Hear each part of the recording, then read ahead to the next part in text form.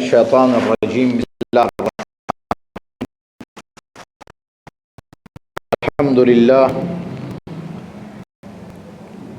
والصلاة والسلام علی رسول اللہ وعلى آلہ آل اللہ اما بعد فقد قال اللہ الحکیم فی کتابہ الکریم وقولہ الحق یا الذین آمنوا کتب علیکم الصیام کما کتب علی الذین من قبلکم لعلکم تتقون صلی اللہ العلی العظیم۔ حضرین و ناظرین اکرام،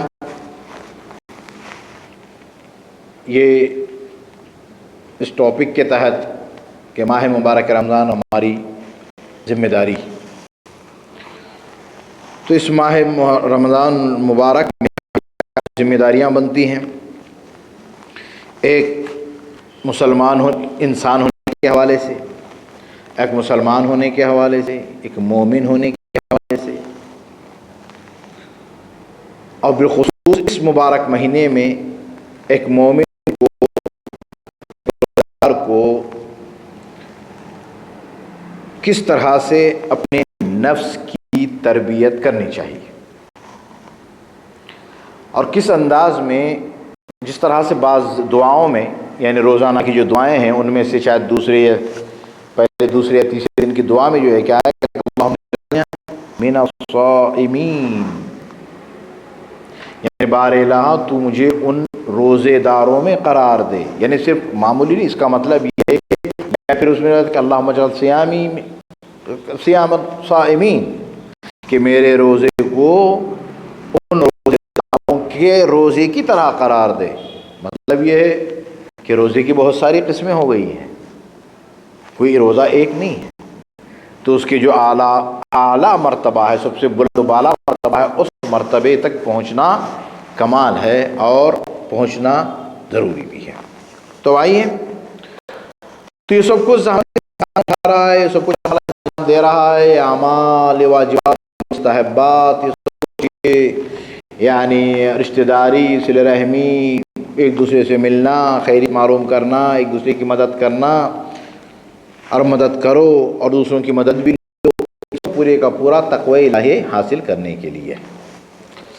اور رسول اللہ فرماتے ہیں کہ وہ تصدقوا علی فقرائکم ومساکینکم، اس ماہ مبارک رمضان میں سب سے اہم مسئلہ، بہت سارے مسائل ہیں، ان میں سے ایک مسئلہ یہ کہ تم اپنے فقراء اور مساکین پہ صدقہ کرو، تم اپنے فقراء اور مساکین کا خیال کرو، تم اپنے فقراء اور مساکین کی مشکلات میں ان کے کام آؤ، عام دنوں میں کام انسان کے لیے چاہیے وہ فقراء اور مساکین کے کام آئے، بالکل زیادہ ہی اہمیت دی گئی ہے۔ کیوں؟ اگر انسان یہ 30 دن یا 29 دن اپنے آپ کو فقراء و مساکین کے ساتھ اور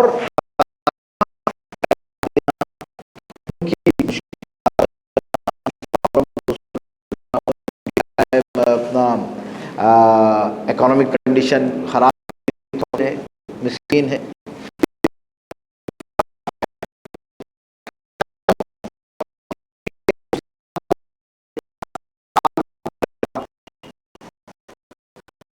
اناج یا سالانہ کی یعنی خرچ اس کے پاس نہیں،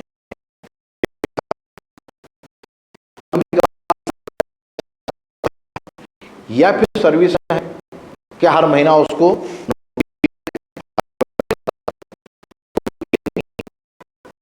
انسان کے جس کے پاس سال بھر کا خرچ نہ ہو، معونہ کھانے پینے کی چیزیں نہ ہو، راشن نہ ہو، یا سال کا ایک ہی ساتھ یا مہینے کے حساب سے کہہ کے، یا بعض وہ لوگ ہیں کہ جو روز ڈیلی صبح جاتے ہیں، محنت کرتے ہیں، اپنا خرچ نکال لیتے ہیں، پورا اپنا یہ تو بھی شمار نہیں ہوتا۔ تو جو سال بھر کا خرچ نہ رکھے اس کو فقیر کہتے ہیں، جو ایک دن کا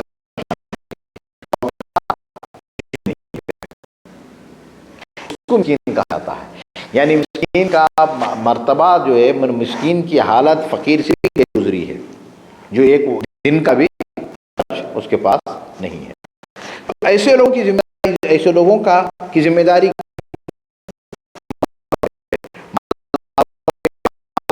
عز و جل نے ان لوگوں کا حق رکھا ہوا ہے۔ خمس، زکوٰۃ، صدقہ، امام جامع، صلہ رحمی، تمام دیں گے تو وہ معاشرہ اور سوسائٹی جس میں یہ چیز پائی جاتی ہے ایک دوسرے کی مدد کرنا اور ایک دوسرے کی پرابلم کو حل کرنا، مشکلات کو دور کرنے کی جو اچھی صفت، اچھی آبجیکٹیوز ہے اس معاشرے اور سوسائٹی میں پائی جائے، وہ ایک بہترین انسان کے کام آتا ہے۔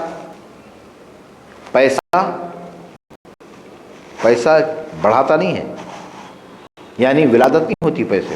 اگر انسان پیسہ اپنا رکھا رہے، پیسہ چاہے سونے کی شکل میں ہو، چاہے روپیے کی شکل میں ہو، چاہے پاؤنڈ ڈالر کی شکل میں، دینار کی شکل میں ہو، ہاں ایک صورت میں بڑھتا ہے،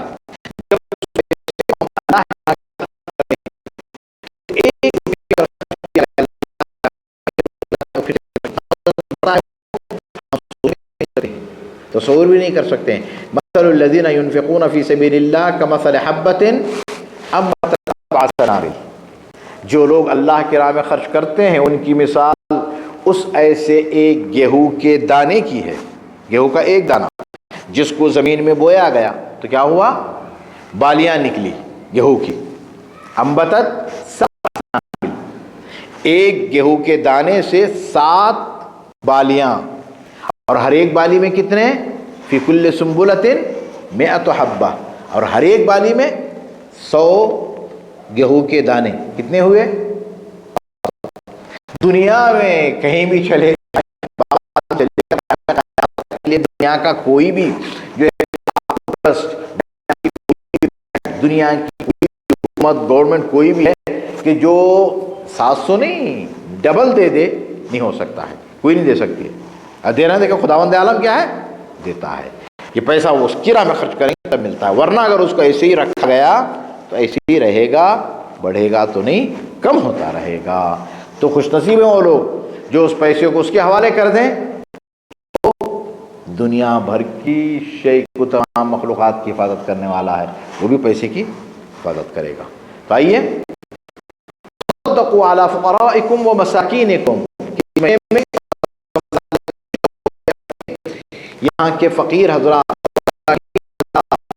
اور ان کی مدد کرو، ان پہ صدقہ کرو، خیرات کرو، ان کو دو فی سبیل اللہ۔ اور دیکھیں صدقہ ایک ایسی چیز ہے کہ وہ غضب الرب، روز قیامت پوشیدہ صدقہ جو ہوتا ہے، چھپا ہوا صدقۃ السر، چھپا ہوا صدقہ، ان چھپی ہوئی خیرات روز قیامت اللہ عز و جل کے غضب کو دور کرتی ہے، یا اگر صحیح معنی دیکھیں تو تطفئ، یہ ٹھنڈا کر دیتی ہے اللہ کے غضب کو۔ چھپی ہوئی خیرات کہتے ہیں، اگر سیدھے ہاتھ سے دے تو دائیں ہاتھ کو پتہ نہ چلے بائیں ہاتھ کو، یہ ہے یعنی دیا، اور وہ بھی فی سبیل اللہ۔ معاشرے میں مسئلے ہیں ایسے کہ مثلا جو ہے کیا ہے، کبھی جو ہے کیا ہے وہ انعامات تقسیم کراتے ہیں، بھئی کون ہے؟ بھئی بندے خدا، بھئی دعوت کرا، کون ہے؟ بندے خدا۔ یہ بہت بڑی بات ہے کہ تم یہاں اپنے آپ کے نام کو ختم کرو تو خدا ایسے تمہارے نام کو بلند کرے گا نا کہ دنیا کی کوئی طاقت اس کو روک نہیں سکتی ہے۔ یہ چھپا ہوا چھپی ہوئی خیرات، اور یہ کوشش کرو۔ ائمہ معصومین کی پوری زندگی، رسول اللہ کی زندگی یہی رہی ہے۔ متقیان نکلتے تھے کندھے پہ اٹھا کر، لاد کر بوروں میں، آدھی رات کے بعد گئے، دروازہ کھٹکھٹایا اور چلے آئے، اور پتہ بھی نہیں کون، اور اگر کہیں بھی چلے گئے ہیں تو بالکل چہرے کو ڈھانپ لیا ہے۔ جب پوچھا بھائی کیوں تو کہا اس لیے کہ کہیں سوال کرنے والے کے چہرے پہ شرمندگی سے پانی نہ اتر جائے چہرے کا۔ اللہ اکبر، عزت و احترام اور اس کے مقام کا کتنا خیال ہے اہل بیت کو۔ میں نے دیا ہے تو جب دن میں وہی ملے گا تو بالکل شرم کے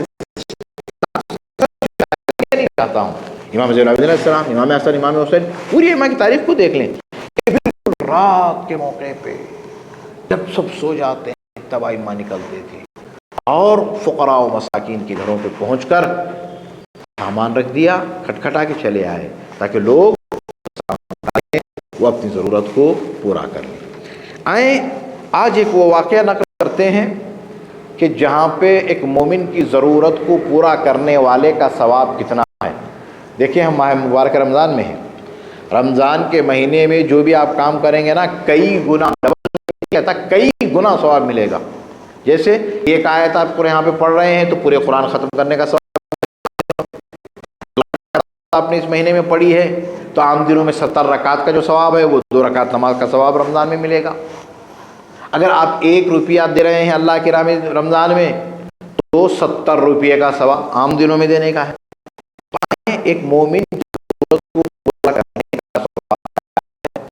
اور ائمہ معصومین علیہ السلام نے کیا بیان کیا ہے اور کس طرح سے اپنے صحابیوں کو ان کی ضروریات کو پورا کرنے کے لیے، ان کے مقام پہ باقی رکھنے کے لیے حکم دیا.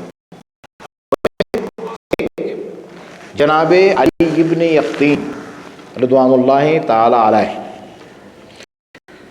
امام کی خدمت میں تشریف لاتے ہیں اور عرض کرتے ہیں، کہتے ہیں کہ ابن رسول اللہ اريد ان استقیل من العباسیین، اے فرزند رسول اب میں ان عباسیوں کی خدمت کرتے کرتے تھک گیا ہوں، اب میں چھوڑنا چاہتا ہوں. یہ جو منسٹری جو مجھے دی ہے عباسیوں نے، جو مجھے وزارت اور یہ دی ہے اس کو میں چھوڑ رہا ہوں. اب امام کیا فرماتے ہیں وہ سنیے. تو امام فرماتے ہیں قال لا ان تخرج، کہ بھی ایسا نہ کرنا، میں تمہیں اجازت نہیں دیتا کہ تم اس پوسٹ کو ختم کر دو یا اس پوسٹ سے نکل جاؤ، نہیں، اس پہ باقی رہو. اب تم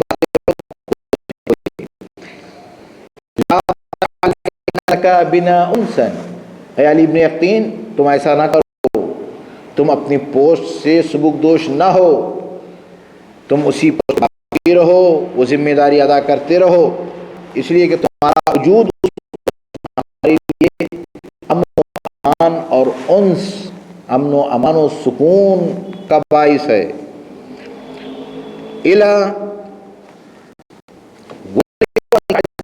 اور جو تمہارے بھائی ہیں دین و مذہب میں، تمہارے جو بھائی ہیں ان کے لیے تمہارا وجود ایک بہت بڑی طاقت ہے. یعنی ہمارے چاہنے والے شیعہ، ہمارے چاہنے والے اولیاء میں سے جب بھی دیکھیں گے کہ ہمارا ایک ولی یعنی ایک مولا کا چاہنے والا، امام کا ایک صحابی حکومت میں ہے تو وہ بھی اپنے آپ میں ایک طاقت و گے. وَعَسَىٰ أَن يَجْبِرَ اللَّهَ بِكَ كَسْرًا، ہو سکتا ہے کہ اے علی ابن یقین تمہارے وجود سے خداوند عالم کسی ایک انسان کی حاجت کو پورا کر دے. یجبر خاطر، اجبار الخاطر کہتے ہیں عربی میں، محتاج انسان کو اس کی ضرورت کا پورا کر دینا. اجبار خاطر ایک بہت بڑا مسئلہ ہے، بڑا ثواب ہے، یہ نہ پوچھیے گا، بہت بڑا ثواب ہے اس میں. ایک انسان کی حاجت کو، ضرورت کو پورا کرنا. ضروری نہیں ہے کہ ہمیشہ جو ہے ضرورت پیسے کی ہو، کبھی کبھار جو ہے کیا سوال، ہم چل رہے ہیں کسی نے آ کے پوچھا کہ بھائی جانا ہے، اگر آپ کو پتہ ہے، پورا یقینی علم ہے 100%، تو آپ اس کو بتائیے بالکل ٹھیک، آئیے فلاں جگہ سے نکل کے فلاں راستہ اس طرح سے جائیں گے تو آپ فلاں جگہ پہنچ جائیں گے. یہ بھی اجبار خاطر ہے. تعلیم دینا اجبار خاطر ہے، صحیح راستے پہ لگانا اجبار خاطر ہے. کسی غلط کام کرنے والے کو صحیح راستہ بتانا اجبار خاطر ہے. یہ سب پورے اجبار خاطر ہیں، اور مادی طور پہ بھی اجبار خاطر. تو اب یہاں پہ کہتے ہیں، ہم فرماتے ہیں کہ ہو سکتا ہے کہ خداوند عالم تمہارے ذریعے سے کسی ایک انسان کی ضرورت پوری کر دے. یا علی، علی ابن یقین سے کہہ رہے ہیں امام کاظم علیہ السلام، یا علی کفارۃ اعمالک الاحسان الی اخوانک، اے علی تمہارے اعمال کا کفارہ یہ ہے کہ تم اپنے بھائیوں کی طرف اچھائی سے پیش آؤ، بھائیوں کے ساتھ.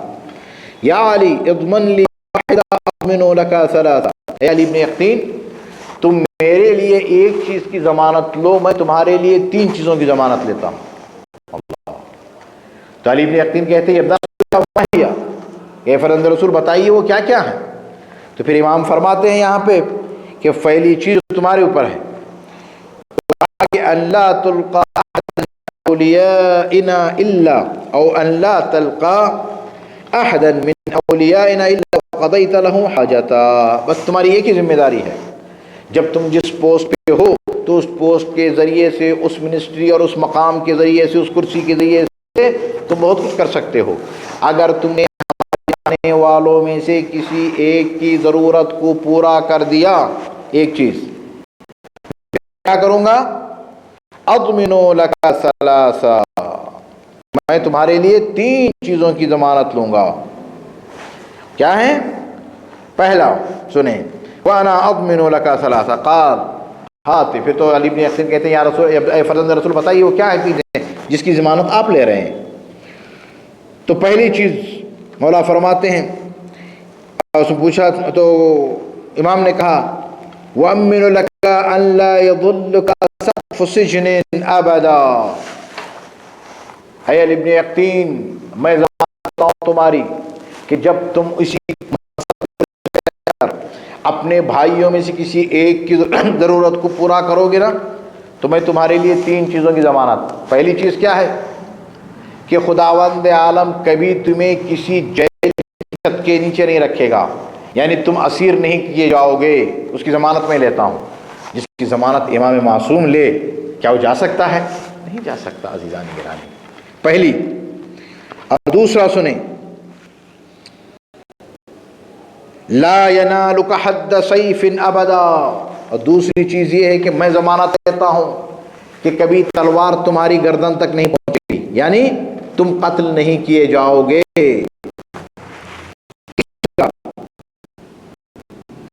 لا يدخل بیتک الفقر ابدا، اور اطمینان رکھنا ہے علی بن یقین، میں امام موسیٰ بن جعفر الکاظم علیہ السلام فرزند رسول، میں یہ تمہاری ضمانت لیتا ہوں کہ کبھی بھی تمہارے گھر میں فاقہ اور تنگ دستی داخل نہیں ہوگی۔ یہ 3 چیزیں کس کے بدلے میں؟ ایک بندے مومن کی ضرورت کو پورا کرنے کے امام علی بن یقین کے لیے 3 چیزوں کی ضمانت دے رہے ہیں۔ اب آگے اتنا ہی نہیں ہے، اب سنیں اس سے آگے کیا ہے۔ پھر امام فرماتے ہیں یا علی من سر مؤمنا، اللہ اکبر، اے علی جس نے ایک مومن کو خوش کیا، اے علی بن یقین اس نے کیا کیا؟